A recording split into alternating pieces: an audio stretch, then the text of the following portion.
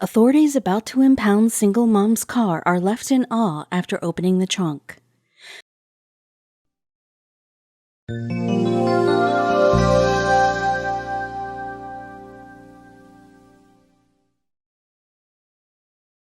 When Ebony Rhodes got pulled over by police, she feared that her life would be ruined. When the officer saw how distressed she was, he knew something was up.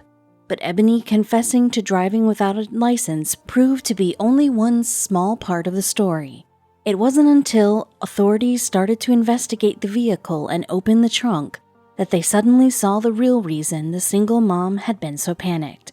But they feared it was already too late to get involved. Even after Ebony finished a grueling shift at a discount store, she didn't have time to rest. The single mom had her 4 kids all jump in the family Buick as they had important work to do. She always told her children that their struggles were no excuse for not working hard. Ranging in age from 12 to 17, Ebony's kids all had school finals coming up. She wanted nothing but the best for them, so she insisted that they all go to the library to study. However, they never got there. During the drive over, Ebony's heart dropped as a set of flashing police lights appeared in her mirror. She pulled her car over, though she knew she was about to be in serious trouble. Tears began flowing down Ebony's face before the officer had a chance to approach her window. When he asked her what was the matter, she admitted that she was driving with an expired license. That was a serious offense, and the police officer didn't give any leniency. He arrested Ebony and sent her car to the scrapyard. Little did he know, he was overlooking a key part of the story. That essential truth didn't come to light until days later, when authorities inspected the vehicle prior to impounding. There was nothing special about the car itself, but what was inside of it immediately caught their interest. The trunk and backseat of the car were filled with all kinds of supplies. There was bedding, games, books, and various types of food. That's when the full picture came into view. After asking around, the police confirmed the sad truth. Ebony and her 4 kids were living in that car. The Rhodes family was having a hard enough time, but now their mom was in custody and their shelter was about to be crushed into oblivion. Word of the incident got around, and the Atlanta police felt terrible about it. The single parents on the force were outraged. As a matter of fact, fortunately, one man decided to make things right.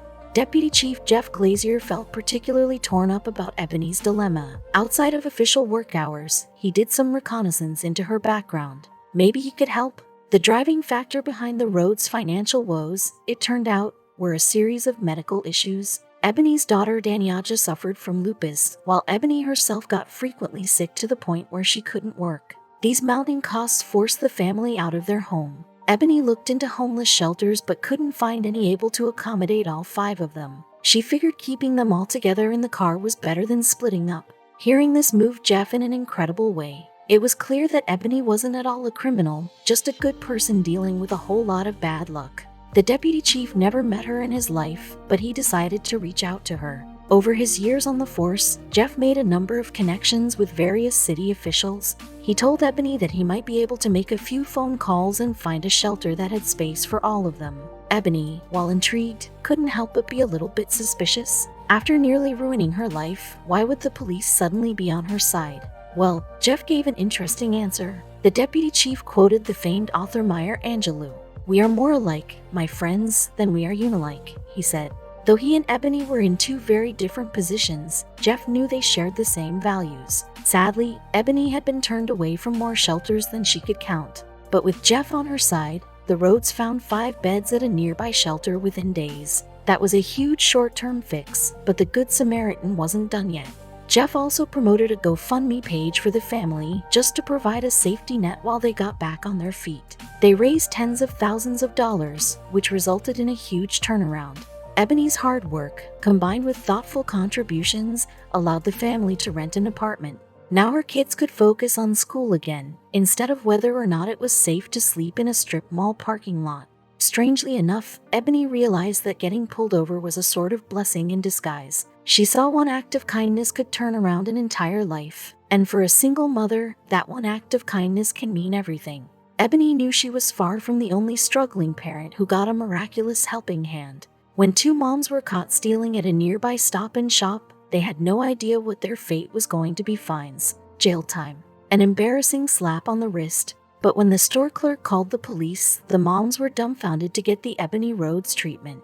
It happened at a stop-and-shop supermarket just 5 days before Christmas. That night, 2 women entered with the intent to make Christmas happen for their families. And no matter what the cost. Instead of scanning all of their items at self-checkout, the women began placing some in bags without scanning.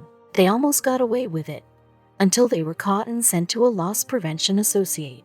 The women tried to explain what they were doing, but the loss prevention associate didn't listen. All the associate saw was 2 women stealing merchandise, so he did what he was trained for and immediately called the police. Minutes later, Officer Matthew Lima responded. Officer Lima showed up to find that the 2 women accused of stealing weren't alone. With them were 2 young children. Officer Lima soon discovered that the women couldn't contest the theft charges even if they wanted to because their receipt showed several missing items. Unlike the loss prevention associate, Officer Lima refused to jump to conclusions. Instead, he took the 2 women aside and offered them a chance to explain themselves. He had no idea what he was about to hear and how it would permanently alter his perspective. "The woman I talked to, she explained she was working," Officer Lima said.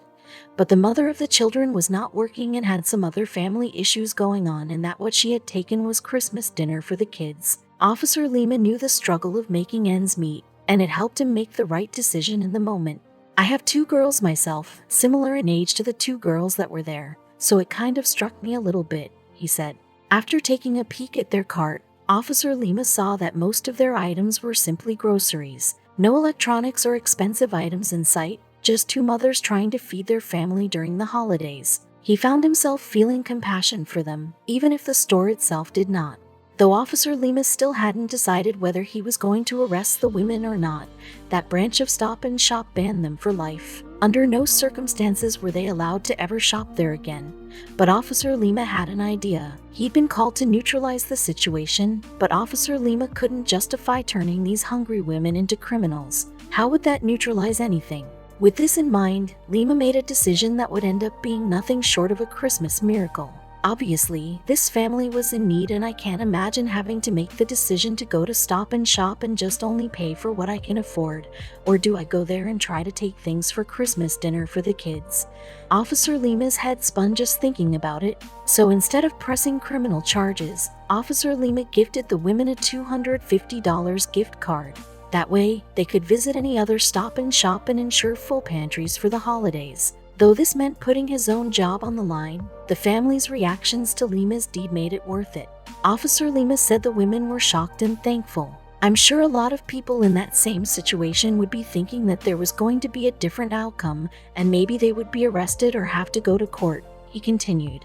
It's actually Lima who feared getting into trouble. Lima knew it was his job to enforce the law, but he couldn't help but think of the countless other families struggling to survive. After all, other versions of this story happen every day. In fact, over 50 million Americans are likely to experience food insecurity by the end of 2020, according to Feeding America. On top of already unequal access to food and resources, the coronavirus pandemic has made it even harder for families to keep food on the table, leaving almost 17 million children hungry. You may think food banks should solve this problem, but as Lima knew, they're not always the best option. Food banks attempt to fix the situation, but they're more like a band-aid. Not only does charity food constantly run out, but the food is never very fresh or nutritious. Millions of Americans find themselves looking elsewhere for basic nutrition. Luckily, public servants like Officer Lima are sometimes there to help, even at their own risk. Technically, Officer Lima broke protocol by not charging these women with theft. It wouldn't have been unreasonable for Lima's boss to suspend him or worse. In the end, though, while the store clerk might have been annoyed, Lima's police chief felt otherwise. George McNeil, Somerset's police chief, said that he was proud of Officer Lima for making the right decision. "I would like to personally commend Officer Lima for his actions," McNeil said in a statement. According to the chief, Lima's actions exemplify what it means to protect and serve. When faced with a difficult situation in which a family was trying to provide a meal for their kids, he made the generous decision to not press charges and instead ensured that they would have a Christmas dinner they could enjoy, McNeil said. With that, he called Lima with the good news. When Officer Lima put on his badge the next morning, he wasn't thinking about which poor soul he was going to book into prison. Instead, he rethought his duty and chose to help his community, when they needed it most. Now that's what we call public service.